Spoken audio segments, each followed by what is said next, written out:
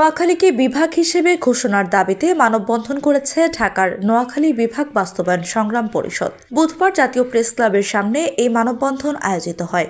মানববন্ধনে বক্তারা বলেন, নোয়াখালী বিভাগের জন্য আমাদের এভাবে দাঁড়াতে হবে, এটা আমাদের জন্য দুঃখজনক। খুলনা থেকে নোয়াখালী আয়তনে বড়, তবুও এটাকে বিভাগ দেওয়া হয়নি।